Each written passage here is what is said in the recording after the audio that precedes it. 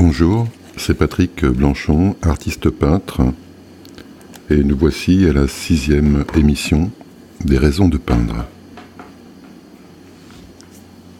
Georges Moustaki disait dans une de ses chansons « Le temps d'apprendre à vivre, il est déjà trop tard ». Et cette phrase résonne étrangement aujourd'hui. J'ai 58 ans et j'ai l'impression d'avoir effectué énormément de brouillons en fait dans ma vie, de n'avoir jamais rien terminé correctement et d'être toujours un étudiant permanent, perpétuel. Alors c'est vrai, 58 ans, c'est un âge quand même déjà avancé. J'ai dépassé le demi-siècle. Et lorsque j'étais gamin et que je voyais des gens de 58 ans, pour moi c'était des vieux. C'était des vieux. Et je me souciais pas trop en fait de savoir si leur expérience était juste. En fait c'était souvent même des vieux cons, disons les choses par le vrai mot. Aujourd'hui, je regarde un petit peu comment se passe notre société. Et à 40 ans, on est devenu vieux maintenant pour le monde de l'entreprise et on est dégagé sur la marge. Voilà, donc 40 ans, c'est la limite. C'est la limite, en fait, jusqu'où on peut aller dans une entreprise. Et récemment, j'écoutais un gars que j'aime bien qui fait beaucoup d'émissions sur les artistes, en fait, qui aide les artistes. Il s'appelle David Ferriol, c'est un réveilleur d'artistes. Et une chose m'a choqué, en fait, dans ses propos. Il l'a pas fait exprès, je lui en veux pas. Mais à partir de 50 ans, le monde de l'art, en fait, ne s'intéresse plus aux artistes. C'est-à-dire qu'à partir du moment où un artiste a atteint 50 ans, s'il n'est pas déjà connu, si ses œuvres ne valent pas déjà pas mal d'argent, cet artiste n'aurait aucune chance d'être reconnu par le monde de l'art comme une personne qui a atteint l'âge de 40 ans peut commencer à mettre une croix sur sa carrière en cas de pépin pour retrouver du travail, ça va être compliqué pour lui. Donc c'est quand même une société assez étrange dans laquelle on vit, où plus on acquiert d'expérience en fait, plus on est mis sur le banc de la société, ce qui fait qu'on commence à être assez nombreux, j'imagine, à être en marge en fait. Alors quand je vois le mouvement des gilets jaunes, je me dis, il doit y avoir un paquet de personnes quand même qui ont dépassé la cinquantaine et qui n'en peuvent plus de toute cette connerie que l'on vit tous les jours, que ça soit ces taxes qu'on nous met sur le dos, que ça soit l'absurdité en fait de toutes ces réformes qu'on essaye de faire au pas de charge. Ça n'a aucun sens. Et qui en profitent toujours, ce sont les mêmes. C'est les mêmes qui en profitent toujours. En cas de crise, vous savez, c'est toujours les plus riches qui s'en mettent plein les poches, parce que évidemment, ils profitent, ils font feu de tout bois de toute manière. Alors pour revenir à la peinture, voilà, moi j'ai 58 ans, ça fait 15 ans que je suis artiste peintre, et bon, effectivement, je ne suis pas reconnu, et j'ai pas fait grand-chose non plus pour l'être pendant ces 15 années, puisque, comme je vous le disais, je suis un éternel étudiant. Mais quand même, quelque chose me frappe, c'est d'être obligé, quelque part, de me cantonner à une sphère, en fait, de lieu d'exposition, et de me dire, tiens, si je constitue un dossier, et que je l'envoie dans une galerie, par exemple, que va-t-il se passer ? Et bien là, je viens de faire l'expérience d'une galerie qui a refusé mon travail. Voilà. Alors, je n'avais pas les raisons pour lesquelles la galerie a rejeté mon travail, mais ça m'interpelle. Alors bon, est-ce que j'ai mal présenté mon dossier ? Est-ce que mon travail, effectivement, sort de la ligne habituelle de la galerie et puis qu'elle n'a pas envie de prendre un risque par rapport à un artiste inconnu ? Voilà, toutes ces choses tournent dans ma tête en ce moment, et ça tombe assez bien parce que j'ai décidé que l'année 2019 allait être une année complètement différente sur le plan à la fois de ma démarche artistique et sur ma démarche plastique. Je pense que là, je vais réduire la voilure considérablement, arrêter de m'éparpiller et faire tout un tas de tableaux qui parfois n'ont pas de sens pour les gens qui les regardent. Pour moi, ça a un sens, il y a toujours un fil conducteur intérieur, mais il n'est pas assez clair, il n'est pas assez bien énoncé pour les gens qui regardent mon travail dans son ensemble. Donc cette année 2019, je vais donc prendre des bonnes résolutions, puisqu'on est au mois de janvier, et proposer un autre type de travail, peut-être plus resserré, moins de choses, et voilà. Donc aujourd'hui, je me suis rendu au salon d'hiver à Lyon, quai de Bondy. C'est la première fois en fait que je pénétrais à l'intérieur de la salle Molière. L'accueil était sympa, j'avais 2 personnes à l'entrée qui m'ont bien indiqué le chemin, un petit escalier à grimper, et hop, je suis arrivé à l'étage où toutes les sculptures et où tous les tableaux étaient exposés. Et en fait, j'y allais aussi pour rencontrer Frédérique Lacroix-Damas, qui est une sculptrice qui fait partie du groupe d'artistes dont je fais partie, qui s'appelle Le Mouvement. Alors si vous ne connaissez pas Le Mouvement, je mettrai un lien en bas de cette page, du podcast, pour que vous puissiez aller regarder ce que c'est. C'est assez intéressant. Si vous êtes un artiste émergent, un jeune artiste, n'hésitez pas à aller faire un tour sur ce lien, parce que franchement, ce que propose David Ferriol, c'est lui l'initiateur du mouvement, est vraiment intéressant pour la construction en fait d'une vie d'artiste. C'est-à-dire qu'une vie d'artiste, effectivement, ça se limite pas simplement à la sphère de l'atelier. À un moment donné, il faut aussi sortir ses tableaux de l'atelier, sortir soi-même, aller à la rencontre des autres. Et durant l'année 2018, David Ferriol et puis tous les artistes que j'ai pu rencontrer moi dans mes échanges dans ce groupe m'ont beaucoup apporté, m'ont beaucoup fait réfléchir en fait sur ce que pouvait être notamment la démarche artistique. C'était pas seulement prendre un pinceau et faire des tableaux. Il y a une grande confusion en fait dont je m'aperçois, qui se trouve en moi et que je suis décidé à éclaircir durant cette année 2019 qui arrive. Donc j'arrive donc à l'étage avec tous les tableaux et les sculptures, et puis je me balade. Et là, je me dis, bon, il y a du bon, il y a du mauvais, il y a du moyen, il y a de tout, quoi, en fait. Et quelque part, c'est intéressant de voir cette diversité alors, je parle plutôt de la peinture, parce que en ce qui concerne les sculptures, j'ai trouvé qu'il y avait un niveau, quand même, qui se tenait sur l'ensemble des œuvres qui étaient proposées. Mais j'ai vu quand même de grosses différences de qualité, pour moi, bien sûr, ça ne regarde que moi, c'est mon opinion, par rapport à ce que je voyais exposé. Alors j'ai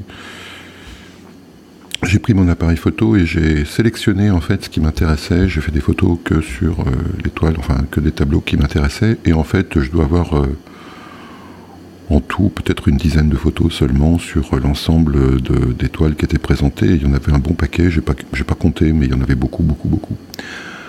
Alors, ce que je remarque, c'est qu'il y a peu de choses véritablement originales. J'ai l'impression que c'est toujours la répétition de quelque chose qui continue à se produire.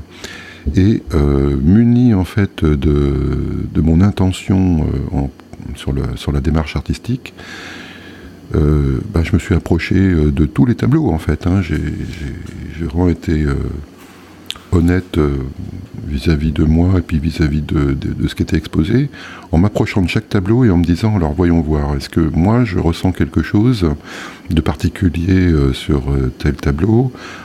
Alors j'ai cherché éventuellement des documents pour m'expliquer la démarche artistique du peintre, j'ai rien trouvé. Bon, peut-être que c'était dans le hall et j'ai pas pris le temps peut-être de regarder. Mais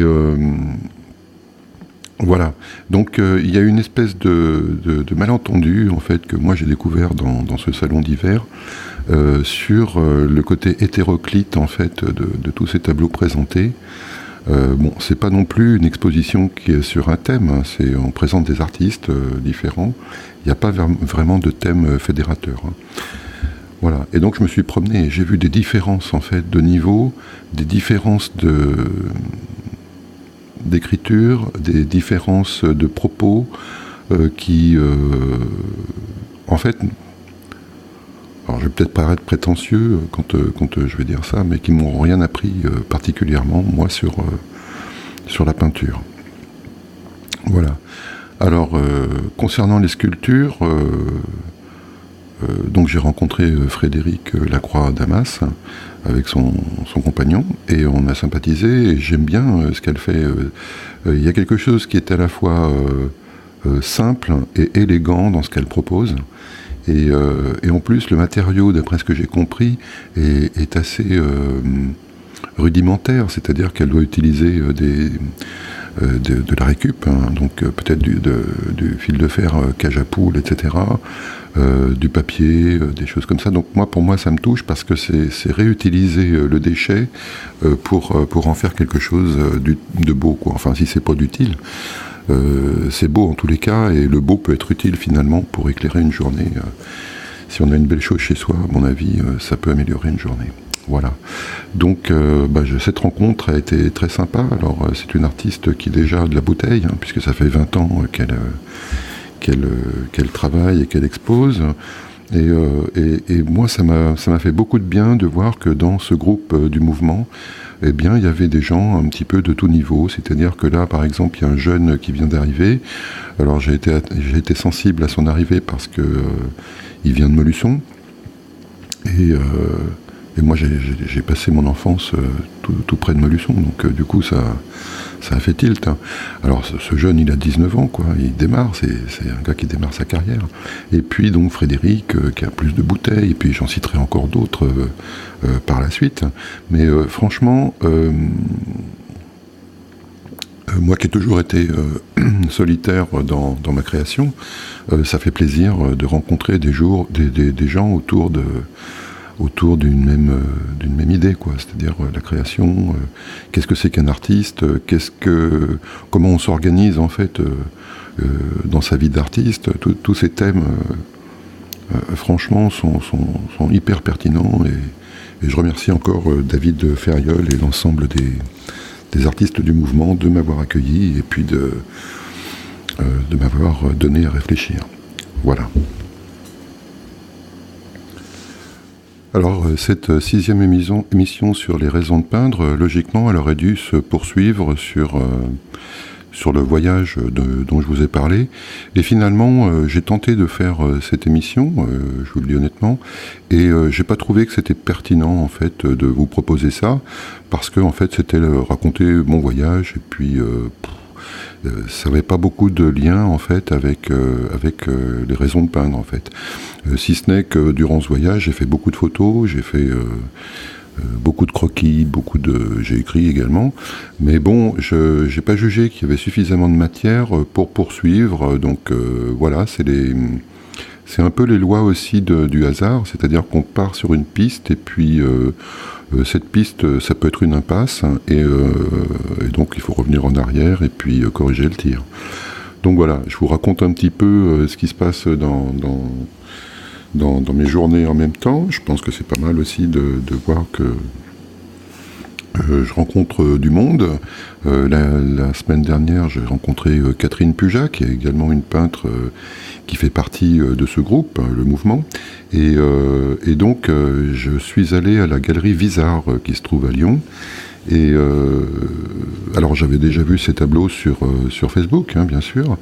Et puis on est amis sur Facebook, donc voilà. Donc le fait de se rencontrer en vrai, ben, c'est super sympa aussi. Donc j'arrive dans la galerie Bizarre et là je vois toutes les toiles de Catherine.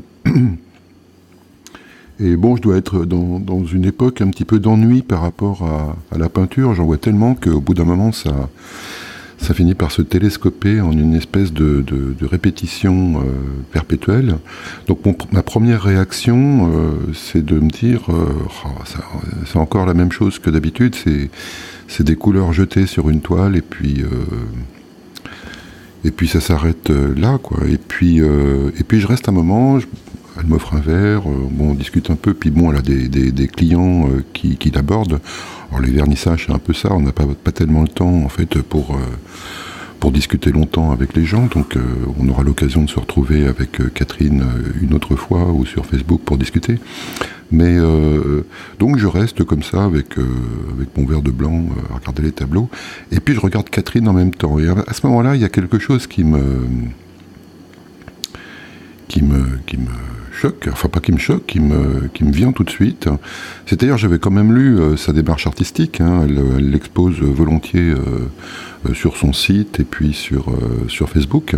Donc il y avait une notion de travail dans l'instant. Alors effectivement, quand on travaille dans l'instant, je connais ça, on est dans une espèce de spontanéité et donc on s'attache pas à peaufiner, à faire du petit détail bien léché, etc. Donc ça, c'était plutôt pas mal. Je trouve que c'est une bonne démarche.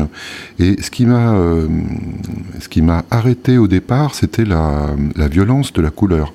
C'est-à-dire, elle utilise des couleurs pures, presque agressives en fait. Hein. Quand on regarde comment ça s'entrechoque, il y a une forme. Alors, on pourrait s'arrêter à une idée de joie au départ, mais en fin de compte, il y a quand même quelque chose d'agressif dans la proposition en fait des plans de couleurs qu'elle distribue sur la toile, et elle place de grands espaces blancs entre ces couleurs, ce qui fait que ça respire quand même un peu, heureusement, parce que s'il n'y avait pas ce blanc, on serait vraiment vite scotché. Donc ça m'a intéressé de comprendre en fait pourquoi c'était proposé comme ça. Alors je suis resté un moment, je regarde et tout, et en fait, à partir d'un moment, j'ai traversé tout ça, et je suis arrivé au fond du tableau.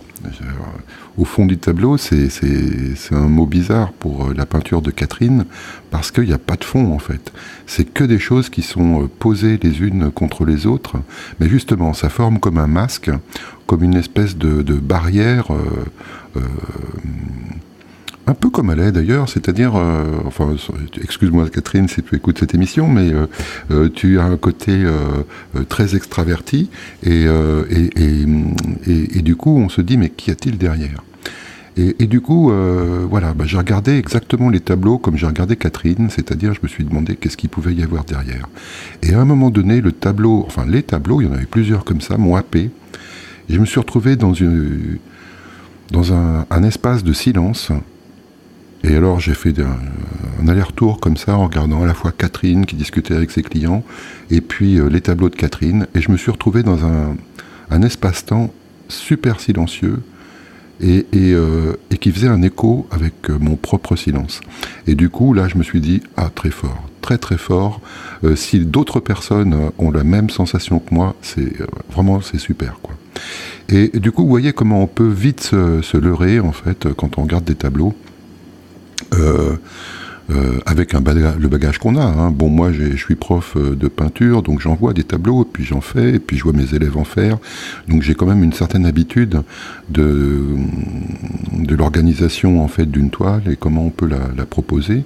En revanche, être happé comme ça par un tableau et puis arriver dans sa profondeur et puis éprouver ce silence, moi c'est ce que je cherche dans ma démarche, et elle l'a trouvé. Donc je lui tire mon chapeau, parce que franchement c'est quelque chose de vraiment pour moi qui est primordial, c'est arriver à unir les gens dans quelque chose.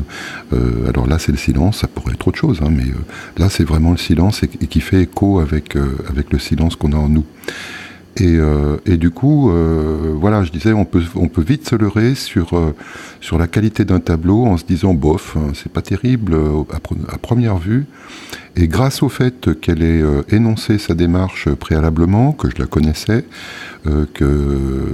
j'ai pu justement me retrouver devant ces tableaux et éprouver vraiment quelque chose de complet. Si j'avais pas eu ces informations, peut-être, je serais peut-être resté à quelque chose en surface. Mais le fait qu'elle ait énoncé sa démarche et que je l'ai lu et que je me suis donné la peine d'aller voir son travail de visu, et ben tout ça en même temps, si vous voulez, ça m'a provoqué ça quand je me suis retrouvé devant ces tableaux et devant elle. Voilà.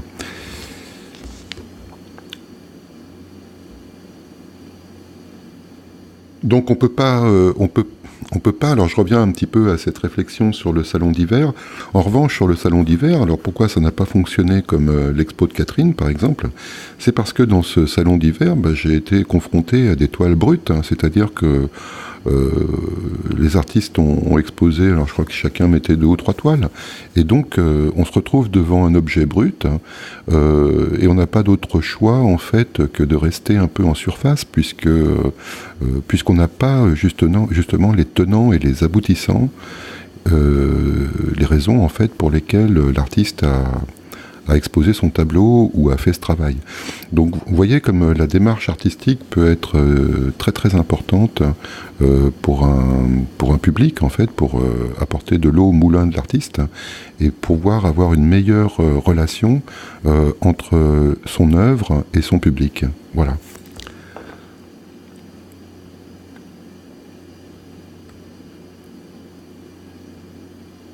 Alors c'est un peu une émission coup de gueule quand je parle de cette histoire de temps et d'âge. J'avais envie de ça aujourd'hui.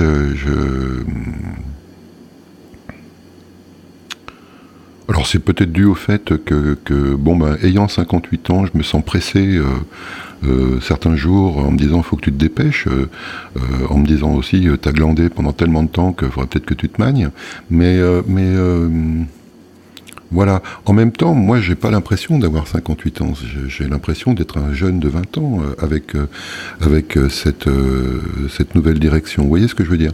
C'est très étrange cette histoire d'âge. Et pourtant, j'ai une bonne expérience d'un tas de choses dont j'ai envie de faire profiter les gens. Voilà. C'est aussi la raison pour laquelle je fais ces émissions. C'est si ça peut aider des jeunes artistes à avoir confiance en eux et puis à prendre confiance et puis à foncer, tant mieux. Moi, j'aurais gagné quelque chose dans cette aventure podcastique, hein, je ne sais pas si on peut dire comme ça, voilà, ou alors dans mes écrits, ou alors dans tout ce que je propose comme contenu. Quelque part, le fait que j'ai compris, entre guillemets, que je n'avais aucune chance, finalement, au-delà de 50 ans, de percer en tant qu'artiste, ça me rend libre aussi, parce que du coup, je me dis, je m'en fiche, je vais continuer à faire ce que j'ai envie de faire, en essayant de le faire mieux, hein, bien sûr, mais j'ai plus cette pression qui était la mienne il y a encore peut-être une année, où je me disais j'ai peut-être une chance de pénétrer le milieu de l'art moderne, de l'art contemporain, et en fin de compte ça me libère, moi, d'avoir appris en fait que l'art moderne se désintéressait de moi, ou l'art contemporain se désintéressait de moi, puisque j'étais pas une valeur sur laquelle investir. Ça me rend libre. Voilà, vous comprenez ? Merci beaucoup, et je ne vais pas être très long dans cette émission. Simplement, je vous souhaite une belle fin de journée ou une belle nuit, et je vous dis à la prochaine émission.